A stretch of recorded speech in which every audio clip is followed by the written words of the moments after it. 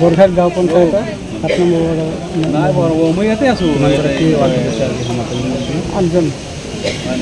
কেনেধৰণৰ বা কেনেধৰণে কাম কাজ কৰিব কাম কাজ ধৰক নিষ্ঠা আৰু সত্যতাৰে মানে কাম কৰিবলৈ আশা আছে যাতে ৰাইজৰ লগত এই 5টা বছৰ মানে পিছত ধুনীয়াকৈ নিজৰ পৰিয়ালৰ নিচিনা যাতে আমি মিলি সকলোৱে একেলগে থাকি পেলাই কাম চাম কৰিব পাৰোঁ তাত যাতে কোনো বাধা বিঘিনি নঘটে সেইটো কাৰণে মই চেষ্টা কৰিম কোনটো দলৰ সন্মুখীন মই বিজেপি দলৰ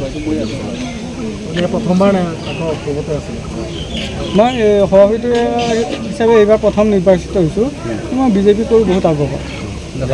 আপোনাৰ চৰকাৰী আঁচনিবিলাকত বিশেষকৈ দুৰ্নীতি হয় আৰু যিবিলাক খেতিজীৱী আছে এইবিলাকৰ সঠিক মানুহে নাপায় এইবিলাক দুৰ্নীতিৰ বিৰুদ্ধে আপোনাৰ পদক্ষেপ কি হ'ব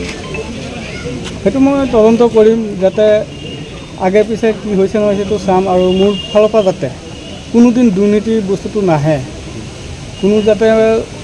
ৰাইজে হওক বা ৱাৰ্ড সদস্যসকল হওক নেতৃত্বসকল হওক ক'ব যাতে মোক নোৱাৰে আপুনি এইটো বেয়া কৰিলে বা সেইটো বেয়া কৰিলে এই কামটো নকৰিলে এনেকুৱা কাম যাতে নহয় সেইটো কাৰণে মই সতৰ্ক থাকিম সভাপতি হিচাপে আজি যিহেতু আপুনি শপত গ্ৰহণ কৰিছে ৰাইজৰ উদ্দেশ্য কি ক'ব ৰাইজৰ উদ্দেশ্য ৰাইজৰ এইটো মনোকামনা মানুহৰ ৰাইজে যাতে মোৰ পৰা ভাল এটা সঁহাৰি পায় ৰাইজৰ যাতে মোৰ পৰা কোনো দুখ কষ্ট বেদনা ভৰিব নালাগে সেইটো কাৰণে মই চেষ্টা কৰিম আমাৰ 6 নম্বৰ ৱাৰ্ডৰ সদস্যা শহীদা বেগম মই মেট্ৰিক পাছ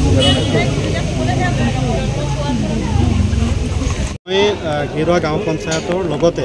ভাৰতীয় জনতা পাৰ্টিৰ প্ৰতিজন নিষ্ঠাবান কাৰ্যকৰ্তাক মই অশেষ ধন্যবাদ মোৰ অন্তৰৰ পৰা অশেষ ধন্যবাদ জনাইছোঁ তেখেতসকলে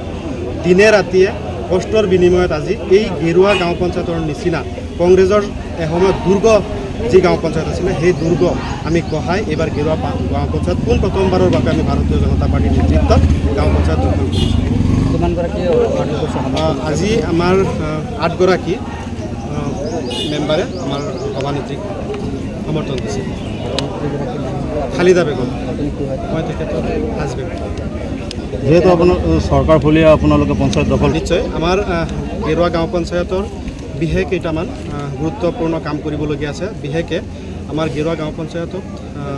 যোৱা স্বাধীনতাৰ পিছৰ পৰাই যিহেতু কংগ্ৰেছৰ দখলত আছিলে ৰাস্তা ঘাট অত্যন্ত দুৰৱস্থা আমি এইবাৰ থিৰাং কৰিছোঁ আমি প্ৰথমে গেৰুৱা গাঁও পঞ্চায়তৰ যিসমূহ ৰাস্তা আছে সেই ৰাস্তাখিনি আমি যিমান পাৰোঁ ৰাস্তাৰ সমস্যাটো সমাধান কৰিবলৈ চেষ্টা কৰিম